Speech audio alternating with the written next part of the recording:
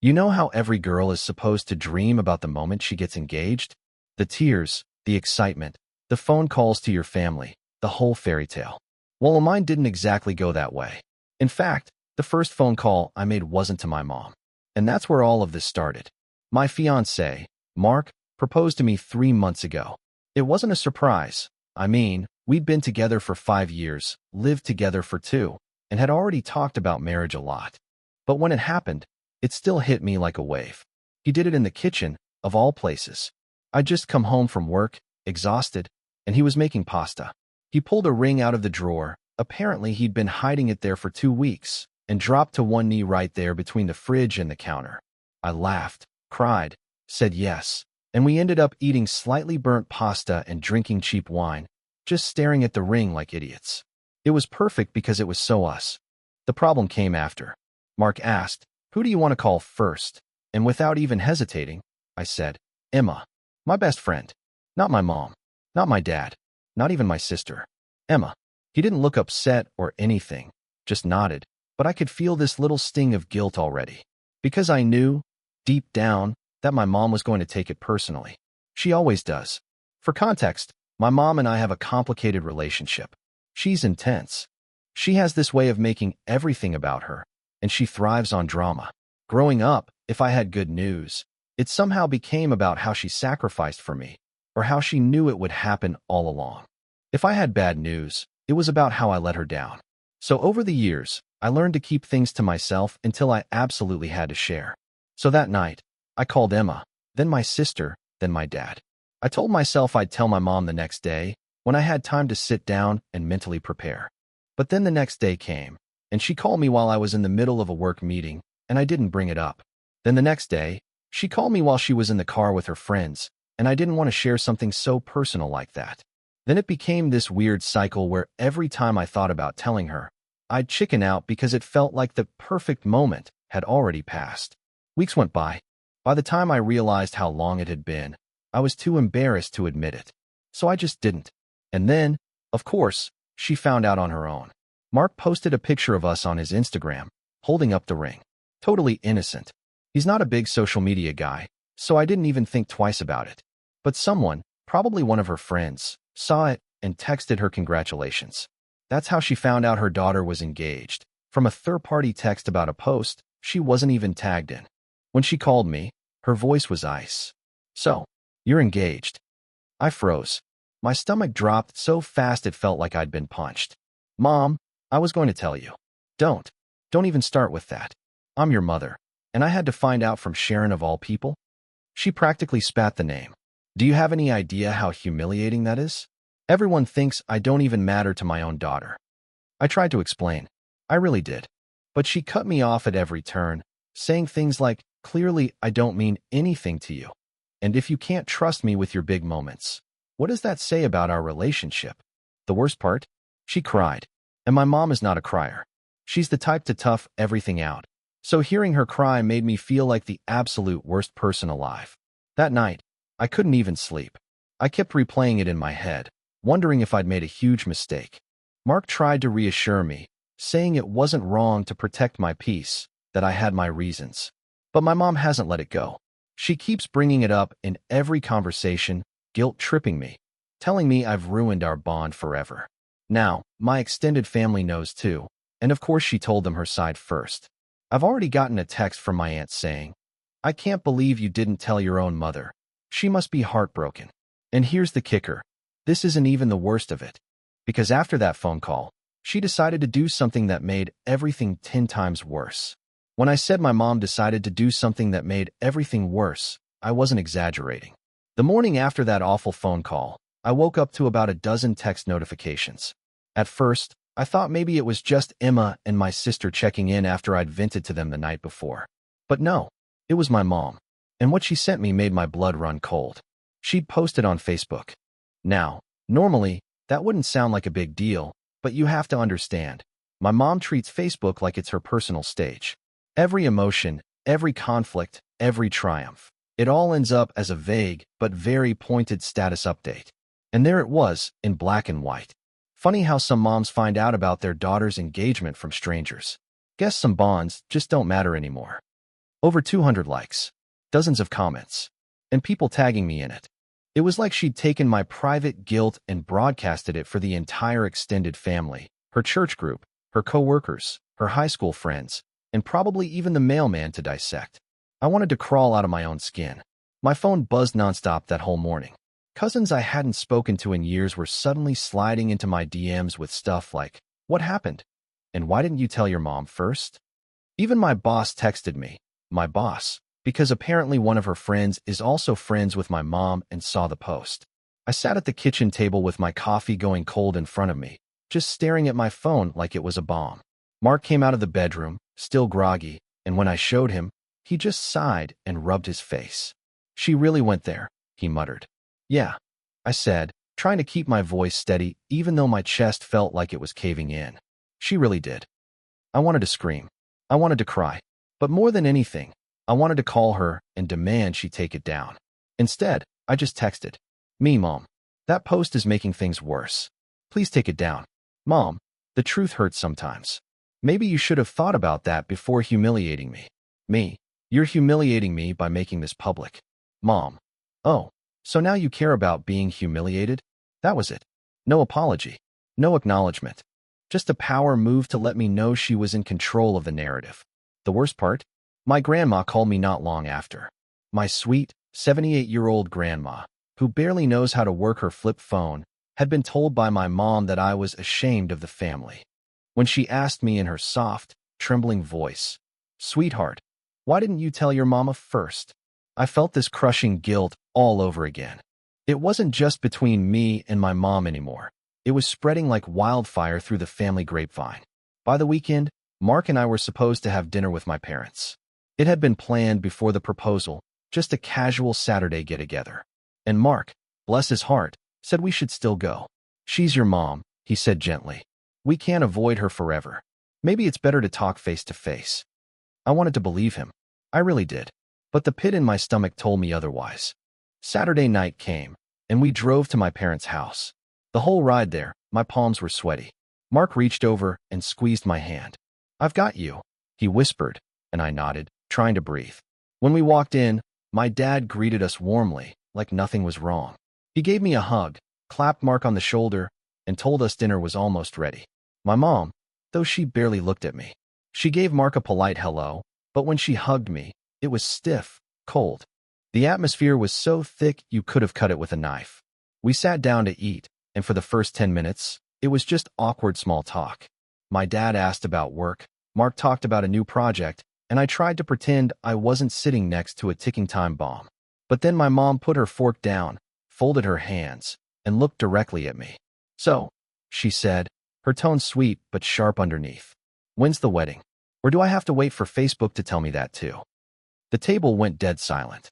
Mark reached for my hand under the table, but I was frozen. My dad cleared his throat and said, "Honey, let's not start." No, I want to know," my mom pressed, her voice rising. "I want to know what other milestones I'll be excluded from. Should I just stay off social media until someone else decides to tell me what's going on in my own daughter's life?" "Mom," I started, but she cut me off. "No, don't mom me. Do you have any idea how humiliating it was for me? I had to fake a smile when Sharon called me. I had to act like I knew what she was talking about, because otherwise, what? I admit my daughter doesn't even think I'm worth a phone call." Tears stung my eyes. I could feel Mark tensing beside me, probably biting his tongue. My dad tried to interject again, but she kept going, louder now, her voice cracking. "Do you hate me that much? Am I really such a terrible mother that you couldn't share the happiest news of your life with me?" The guilt hit me like a freight train, and before I could stop myself, I blurted out something I hadn't planned to say out loud. "Because every time I share something with you, you make it about yourself." The words echoed in the room like a gunshot. My mom's face went pale, then red. My dad froze mid-bite. Mark squeezed my hand so hard it almost hurt. I wanted to take it back the second it left my mouth, but I couldn't. It was out there now, hanging between us like smoke. My mom slowly set her fork down and stared at me with this look I'll never forget. Hurt, betrayal, and fury all mixed together.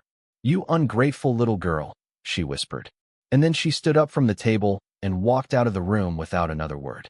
The silence after my mom walked out of the dining room was unbearable. You could hear the clock ticking on the wall, the faint hum of the fridge, even the sound of my own heartbeat pounding in my ears. My dad cleared his throat, like he wanted to smooth things over, but the look on his face said everything. He was caught in the middle. Again. "She'll be fine," he muttered after a moment, pushing his plate away. "You know how your mother gets." I hated that phrase. "You know how your mother gets." I'd heard it a million times growing up. Whenever she overreacted, whenever she yelled, whenever she gave me the cold shoulder. It was like the family's unspoken rule: just tiptoe around her moods, because that's easier than confronting them. But I was done tiptoeing. "She's not fine," I said quietly, my voice shaking. "She's furious. And she's going to make me the villain in this until the day I die." Mark squeezed my hand under the table, but I could tell he was holding back his own words. My dad just sighed and said, "Look, maybe you should give her some time. Apologize later. She'll come around." I wanted to scream. Why was the solution always me apologizing? Why was it always my responsibility to fix things, no matter how unreasonable she was being? We didn't stay long after that. The dinner was ruined, the tension was suffocating, and I just wanted to get out of there. My mom didn't come back downstairs before we left, and I didn't even bother going up to her room to say goodbye. The car ride home was quiet at first. Mark kept glancing at me, like he wanted to say something but wasn't sure if he should. Finally, he spoke. "You know," he said slowly, "you didn't do anything wrong back there." I let out a bitter laugh. "Didn't I? I basically called my mom selfish in her own house." "Because she is selfish," he said firmly. And somebody needed to say it. That made my throat tighten. Hearing it out loud, from someone who didn't grow up in this mess, made it feel both validating and terrifying. The next day, I got the fallout I'd been dreading. It started with a text from my aunt. "I heard what happened at dinner. You shouldn't talk to your mother that way. She was just hurt." Then another, from my cousin. "Your mom called me crying last night. She said you attacked her. Are you okay?" Attacked. That's the word she used.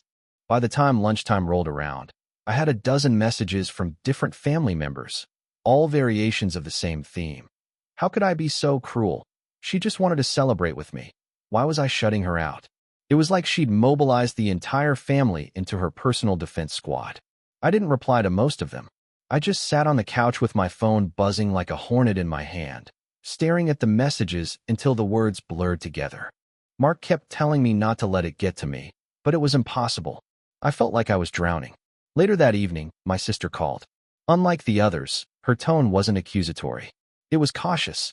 "I'm just checking in," she said softly. "Mom's really upset." "Yeah," I muttered. I noticed. There was a pause. "Look, I get why you didn't tell her right away. Believe me, I do. But you know how she is. She's never going to let this go." "So what? I just keep apologizing forever?" I snapped. "I didn't say that," she replied quickly. "I'm just saying, you might have to decide how much of this fight you're willing to take on. Because she's going to drag it out. You know she is." Her words lingered long after we hung up. How much of this fight was I willing to take on? The truth was, I didn't know. For a few days, I tried to ignore the whole mess. I focused on work, wedding planning, anything else. But my mom didn't let me. She started sending these passive-aggressive texts, like, "Saw your cousin today. She was so excited about your engagement. Must be nice to share your happiness with some people." Or, "Don't worry about me. I'm sure the wedding will be beautiful, even if I'm just a guest." Every ping of my phone made my stomach twist. It was like she'd turned guilt into a full-time job. Then, just when I thought it couldn't get any worse, she escalated. Mark and I had been touring venues that weekend, just casually checking out places.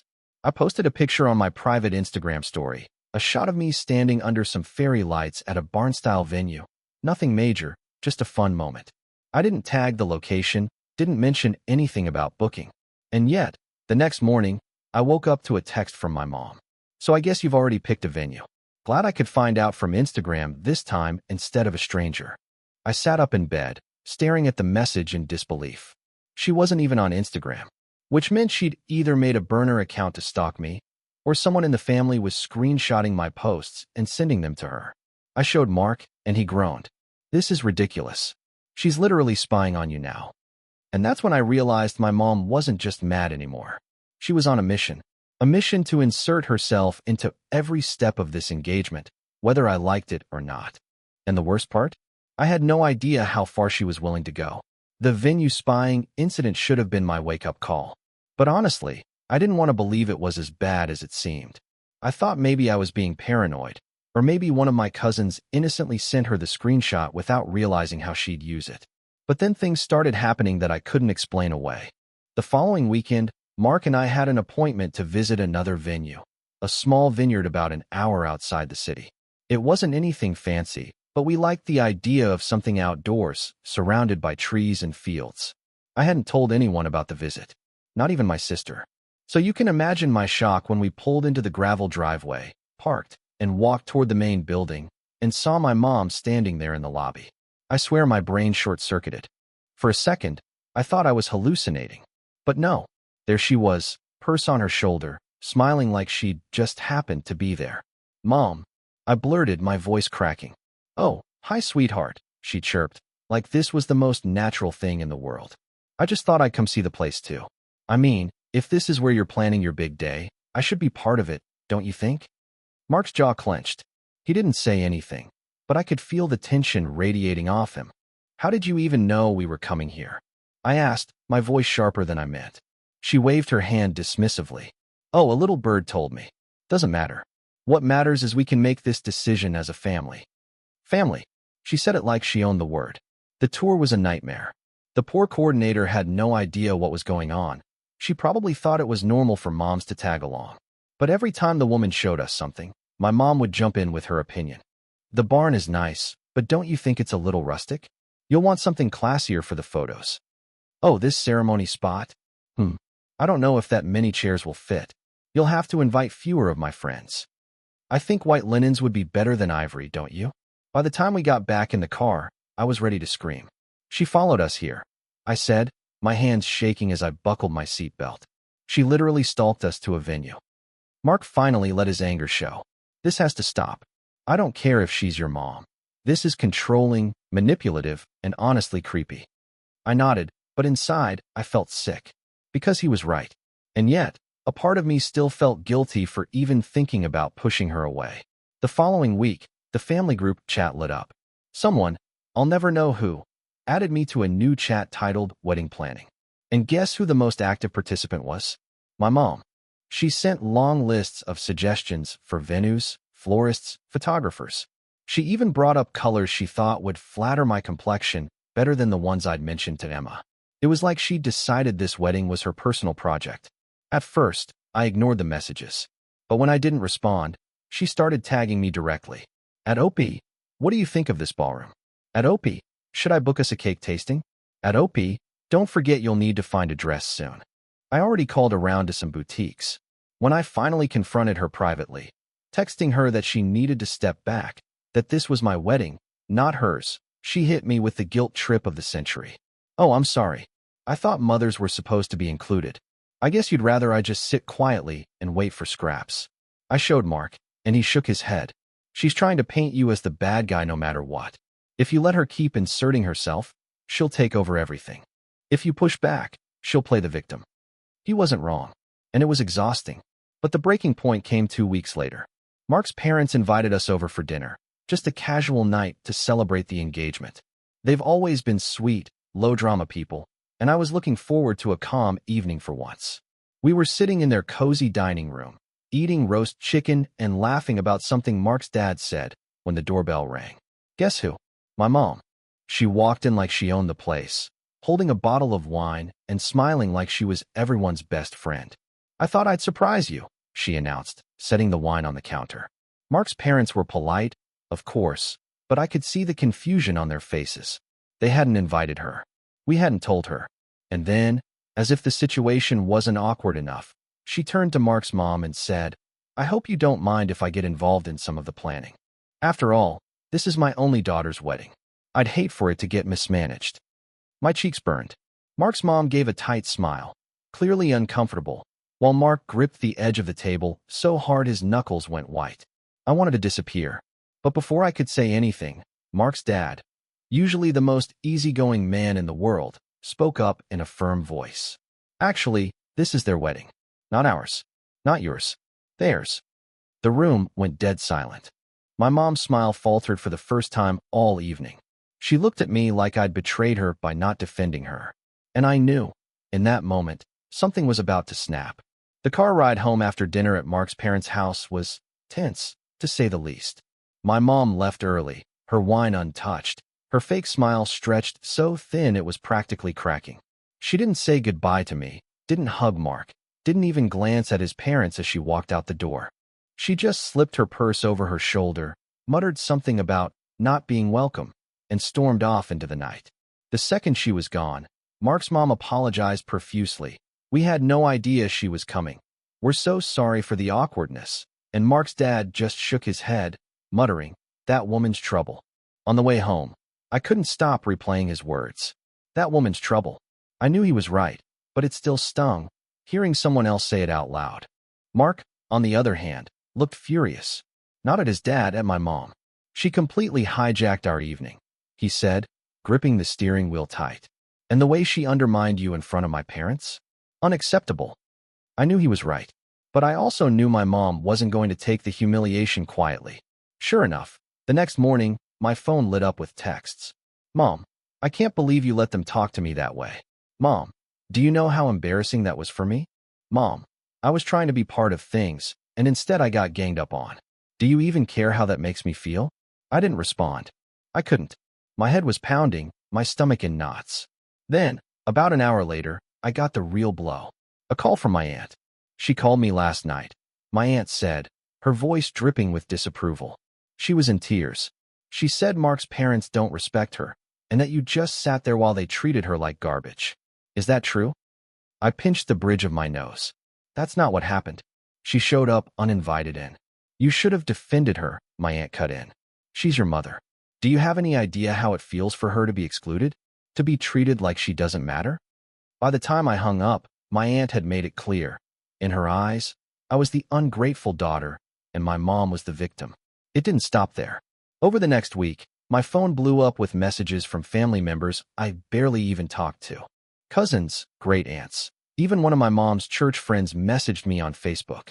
All of them parroting the same story, that I'd let my fiancé's family disrespect my mother.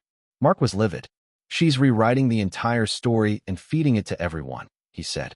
This is exactly what she wants, to make you doubt yourself. And it was working. I was doubting myself. Was I too harsh? Should I have jumped in to defend her? Was I letting this spiral into something bigger than it needed to be? I was already drowning in guilt when my mom dropped the bomb. She called me one night, her voice steady but cold. I just want you to know, she said. If I'm not welcome in this wedding planning, I might not come at all. My heart stopped. What? You heard me. If my presence is such a problem, maybe I'll just save myself the embarrassment. I won't go. You can explain to everyone why your own mother isn't at your wedding. I sat there in silence, gripping the phone so hard my hand hurt. I didn't know if she was bluffing or if she really meant it. But either way, the threat was clear. Include her on her terms, or risk her making a scene that would overshadow everything. When I told Mark, he didn't even hesitate. If she wants to boycott, let her. Honestly, that might be a blessing. But I couldn't shake the image of walking down the aisle and seeing an empty chair where my mom should be. The thought made me sick. And then, just when I thought it couldn't get worse, my sister called me with news that made my blood run cold. She's talking about throwing her own engagement party for you, my sister whispered. She said if you won't let her be part of the planning, she'll do it herself. And she's already invited people. I nearly dropped the phone. She what? She's planning a party, my sister repeated. Next weekend. At Aunt Linda's house. She said it'll be her way of doing things properly, since you and Mark clearly don't know how to. I couldn't believe it. My mom wasn't just inserting herself anymore. She was hijacking the entire engagement. And I had no idea how to stop her. When my sister told me my mom was planning her own engagement party, I honestly thought she was exaggerating. I mean, who does that? Who just decides to host a party for someone else's engagement without asking? But then the invites started going out. At first, it was a few family members texting me. Excited for Saturday. Can't wait to celebrate you guys. I stared at the messages, confused, until one of them sent me an actual screenshot of the invite my mom had posted in the family group chat. Please join us for an engagement celebration in honor of OP and Mark, hosted by proud mother of the bride at Aunt Linda's house. Food, drinks, and love all around. My stomach dropped. She hadn't told me. She hadn't told Mark. She hadn't even bothered to check if we were free. She just announced it. I called her immediately. Mom, what is this? You're throwing us a party? She acted like I was being ridiculous. Of course I am. Engagements are supposed to be celebrated with family. You and Mark didn't do anything, so I took the initiative. Because you didn't even ask me. I snapped. You didn't check if we were available. You didn't. She cut me off. Do you know how embarrassing it's been, having people ask why my daughter hasn't had an engagement party yet? This is my way of making things right. Honestly, you should be thanking me. Thanking her. For hijacking my engagement. When I told Mark, he was furious. We're not going, he said flatly. But here's the thing. I knew if we didn't show up, she'd weaponize it. She'd tell everyone we'd snubbed her. That she tried to celebrate us, and we rejected her generosity. I could already hear the narrative forming in my head. So against my better judgment, we went. Aunt Linda's house was packed.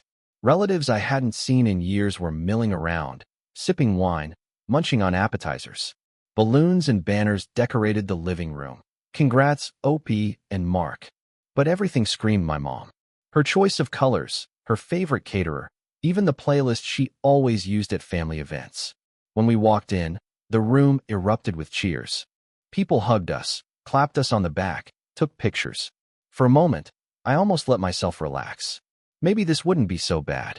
And then I saw her, my mom, standing in the center of the room, champagne flute in hand, grinning like a queen. The second she spotted me, she marched over and kissed my cheek. There's the bride-to-be, she announced loudly. Finally, now we can celebrate properly. Mark shot me a look. I could practically hear his thoughts. This is a circus. We tried to mingle, make polite conversation, but it quickly became clear this wasn't our party. It was hers. Every toast was about her. Her sacrifices, her pride, her role as the mother who raised such a wonderful daughter. She even teared up at one point, saying, I just want everyone to know how hard it's been to be left out, but I'm so glad we can all come together now. It was manipulative theater, and the crowd ate it up.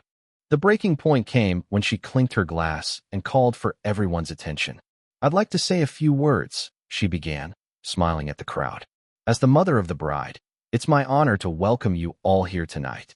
This is such a special time, and I know we'll be planning a wedding that reflects not just OP and Mark, but our whole family. Our whole family. She went on and on about how she'd be involved in the big decisions, how she wanted to make sure the traditions were honored, how no detail would be overlooked. Mark's face turned red. He whispered in my ear, She's literally announcing she's in charge of our wedding. Before I could stop him, he stood up. Actually, he said loudly, his voice cutting through the chatter. This is our wedding. Not a group project. Not a family committee. Ours. The room fell silent. My mom froze, her smile plastered in place, but her eyes burning. I wanted to crawl into the floor.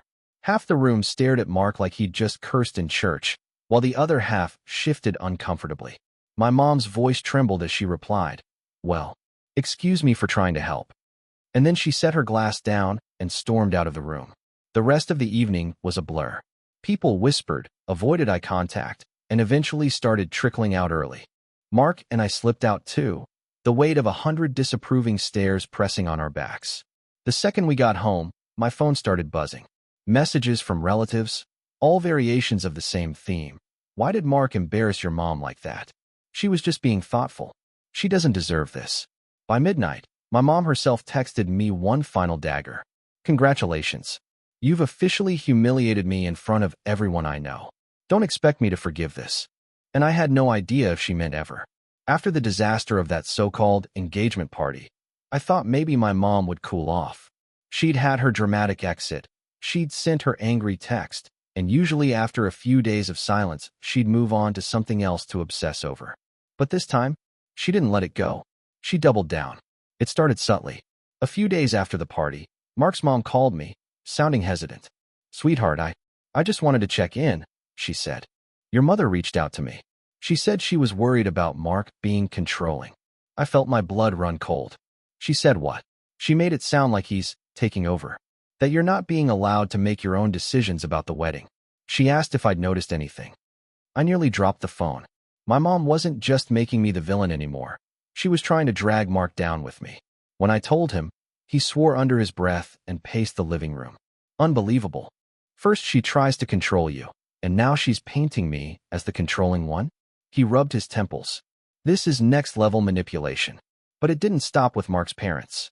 Over the next week, little comments started filtering back to us from family members. She just wants to make sure you're happy, one cousin said. Your mom thinks Mark is too pushy, an aunt mentioned in passing. Maybe she's just scared of losing you. Another relative offered, like that excused everything. Everywhere I turned, the narrative was shifting. I wasn't just the bad daughter anymore. I was the naive girl letting her fiancé dictate everything. And the worst part? People believed it. Even my grandma, sweet and gentle, called me one evening and said, "Honey, I just want to make sure you're not being rushed into things. You'd tell me if you weren't ready, right?" I wanted to scream. I wanted to tell her this wasn't coming from me, that it was all part of my mom's smear campaign. But instead, I just said softly, "I'm fine, Grandma. I promise." Meanwhile, my mom kept sending me mixed messages. One day it was guilt. "I can't believe you'd shut me out after everything I've done for you." The next day it was anger. "Don't expect me to show up if this is how you're going to treat me."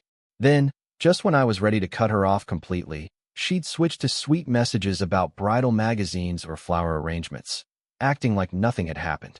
It was emotional whiplash. Mark finally sat me down one night. "We need boundaries," he said firmly. "If we don't draw a line, she's going to bulldoze this entire wedding. And us." I knew he was right. But the thought of actually enforcing boundaries with my mom made my chest tighten. I'd spent my whole life avoiding her blow-ups, tiptoeing around her moods. Standing up to her felt like standing in front of a hurricane with an umbrella. Still, I agreed. We decided the next time she crossed a line, we'd address it head-on. We didn't have to wait long. A week later, we went dress shopping.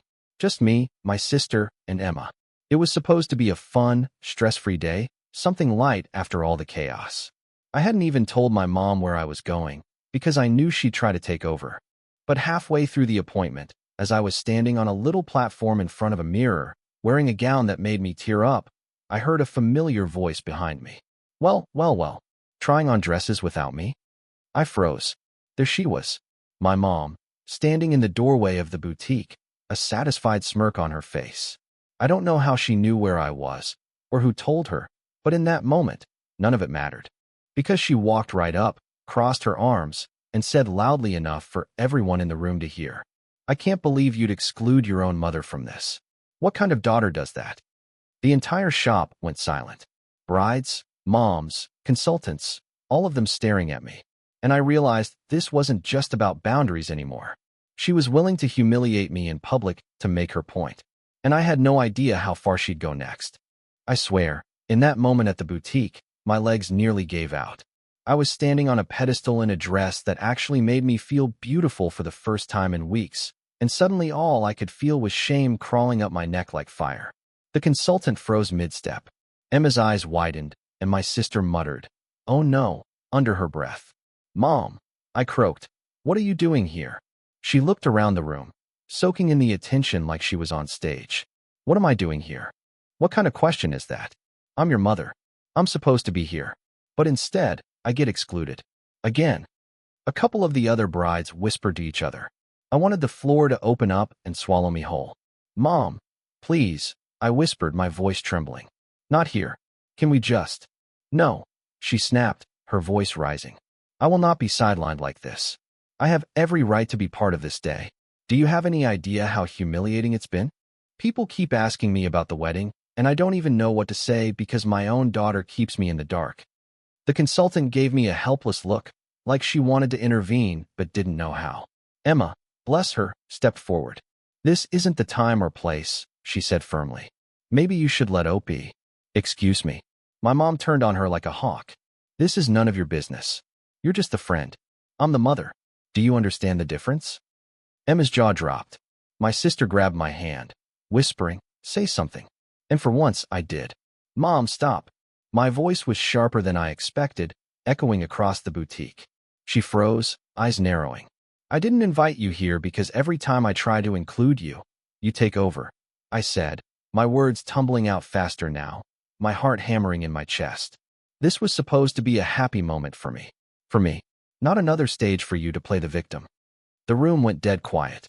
Her face went pale, then red, her chest rising and falling like she'd been slapped. "Victim," she hissed. "You think I'm playing the victim? After everything I've done for you? After all the sacrifices I made so you could even dream of a wedding like this?" I shook my head, tears stinging my eyes. "This isn't about your sacrifices. This is about you making everything about yourself. Always. Every milestone, every celebration, you twist it into a story about you. And I can't do it anymore." Gasps rippled through the boutique. Emma put a hand on my back, steadying me. My sister just stared at me like she couldn't believe I'd actually said it. My mom's voice cracked as she whispered, "Ungrateful. That's what you are. Ungrateful." She spun on her heel and stormed out, slamming the door so hard the dresses on the rack swayed. The silence that followed was suffocating. The consultant finally cleared her throat and murmured, "Take your time," before slipping into the back to give us space. I sank onto the pedestal, the gown pulling around me like I was sinking into it. My hands were shaking, my whole body trembling. Emma crouched down in front of me, her eyes fierce. "You did the right thing," she said firmly. "Don't you dare feel bad about this." But of course I did. I felt like my chest had been hollowed out. That night, my phone blew up again. My mom had apparently wasted no time telling her version of the story. According to her, I had humiliated her in public, screamed at her in front of strangers, and made her cry. Family members were outraged. One cousin texted me, "You made her cry in a bridal shop?" "Really?" Another messaged, "She just wants to be part of your happiness. Why are you shutting her out?" Even my grandma called again, her voice trembling with disappointment. "Sweetheart, she told me you said she makes everything about herself. Why would you say something so cruel?" Because it was true. That's why. But hearing my grandmother say it like that made me want to crawl out of my own skin. Mark listened to me rant about it, then finally said what I'd been avoiding for weeks. "We can't keep going like this. It's toxic. We need to decide whether she's even going to be part of the wedding." The words hung heavy in the air. Because as much as I wanted to say, "Of course she'll be there. She's my mom," another part of me, the exhausted, beaten down part, wasn't so sure anymore. And then, just when I thought I'd hit rock bottom, my mom raised the stakes. She called me the next day, her voice icy. "If you don't want me involved, fine. But don't expect me to sit back and watch you embarrass this family. If you keep pushing me out, I'll make sure everyone knows what kind of daughter you really are." A threat. Not subtle. Not even hidden behind tears or guilt this time. A flat-out threat. And in that moment, I realized, this wasn't just a wedding feud anymore. This was war.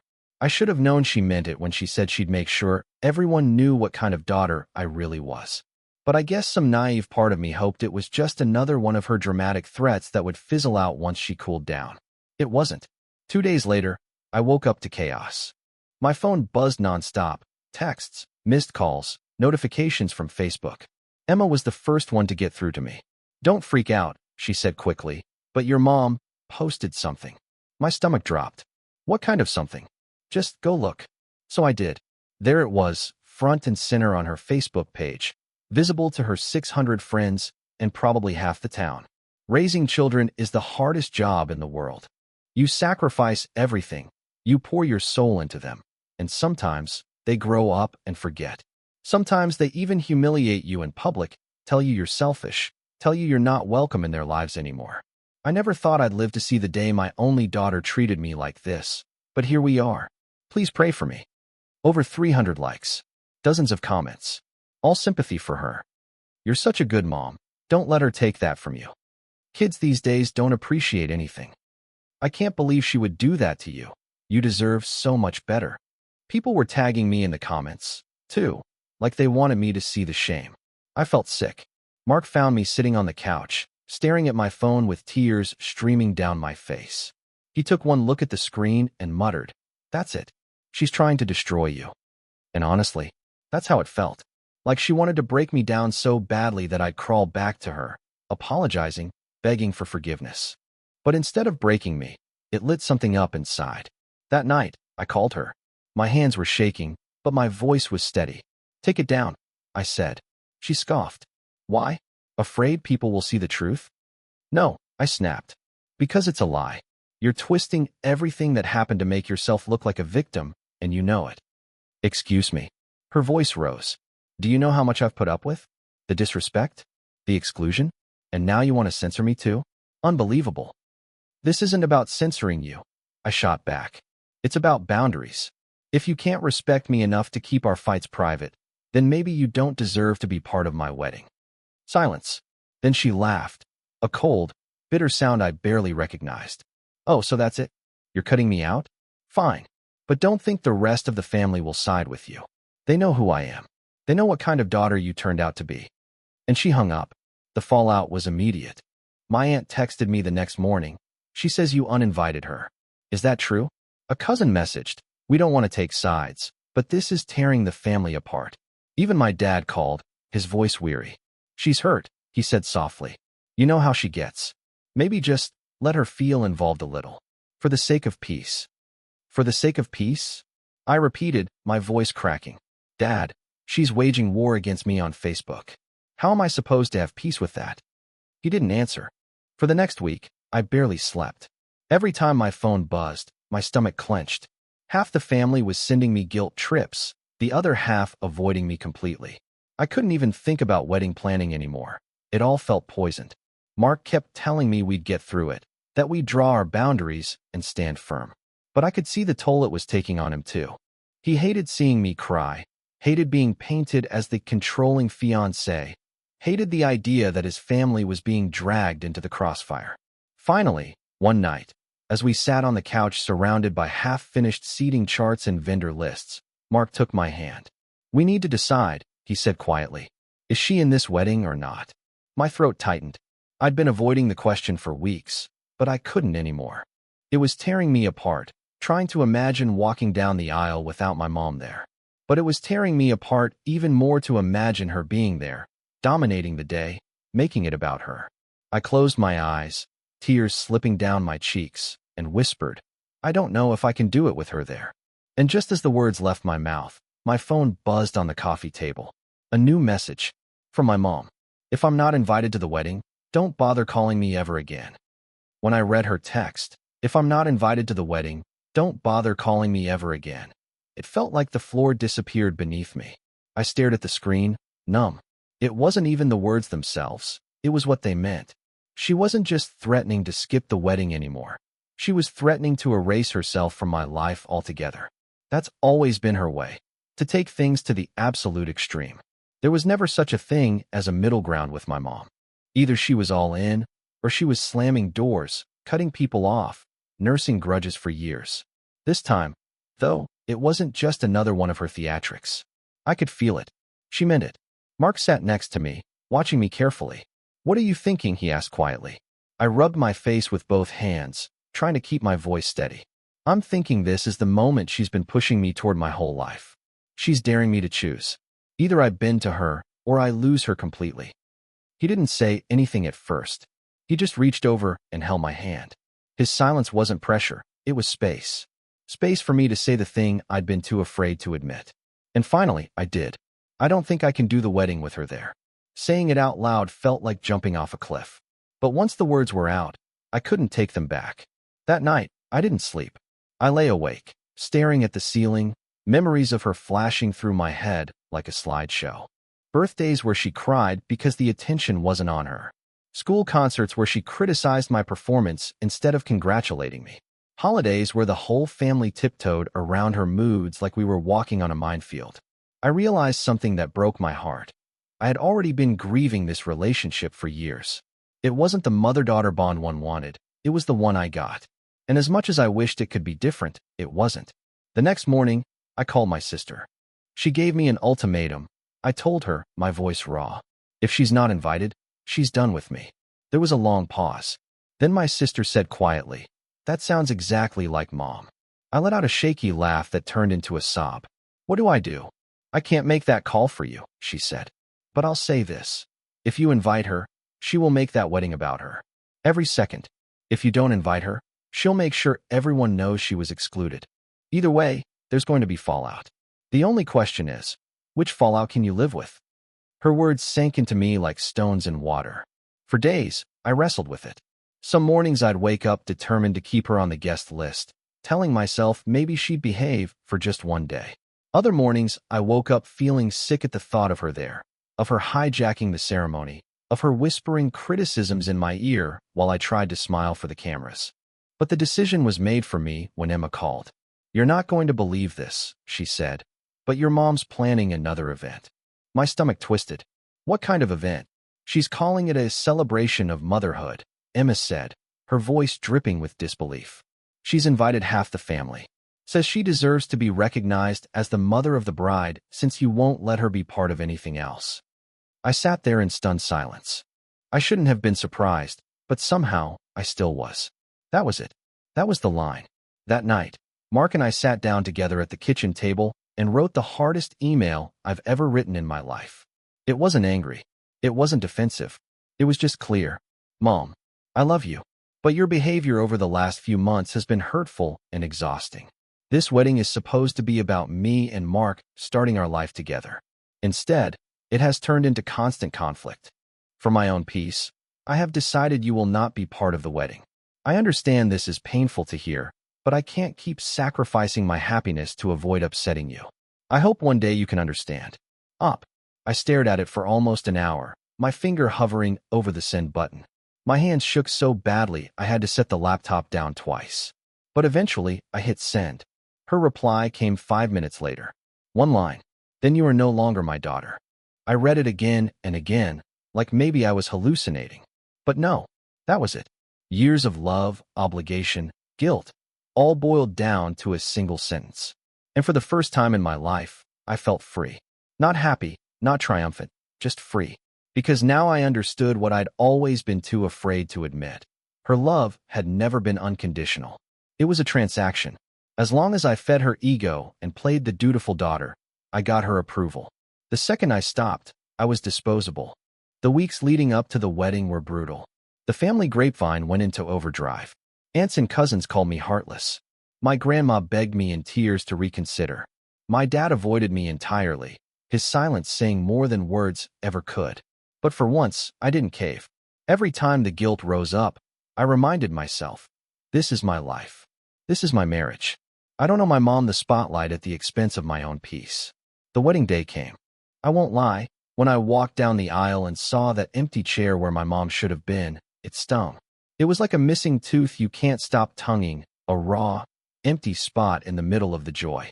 But then I saw Mark standing at the altar. His smile, his steady hands reaching for mine. The way his eyes lit up like I was the only person in the world.